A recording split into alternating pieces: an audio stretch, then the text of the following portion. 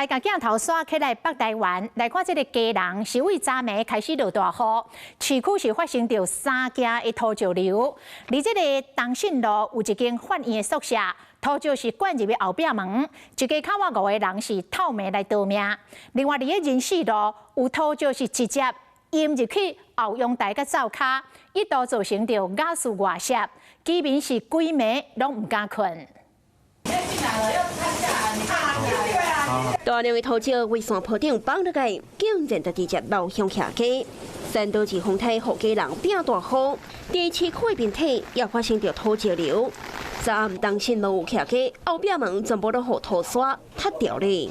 在这边是一个法院宿舍，您看到当中有一户呢，其实在昨天的晚间10点左右，他们家后面发生了土石流事件，还把他们家后门给挡住了，还是非常危险。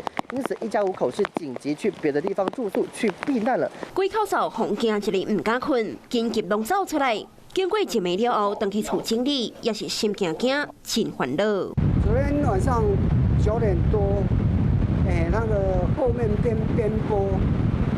这个泥水慢慢的流下来，越来越大，越来越大。现在就怕越来越大的话，整个泥土会再冲下来这样。土石流淹入下街，安尼画面马出现伫仁喜路19号面体。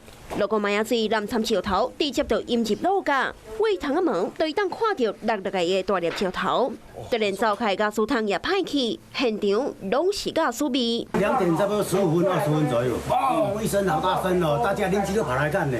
好，但是很快就它一直掉，让石头一直掉下来，进到2楼去啊。已经到2楼去了啊，土石流进到2楼去了。土石蹲到2层楼高，附近的仁义路，伫早起更加出现着第2遍的崩塌。 面体的4口连灯拢是土刷甲树啊，一头杂怪手都随来处理。无像讲你直接看，一直看，哦，迄雨较大，哦，啊，唔知绑就落来，该在我以前哦，啊无接着窗仔门拢蛮大啊。敢若家人市区，昨暝就发生着3件土石流流入下街的事件。另外，伫暖暖7点钟的雨量超过50毫米，水淹卡板。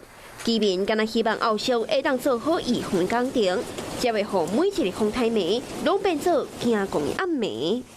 Hello， 我是林明瑞。想要抢先掌握最及时的新闻资讯吗？赶快订阅、按赞、开启小铃铛，锁定我们华视新闻的 YouTube 频道。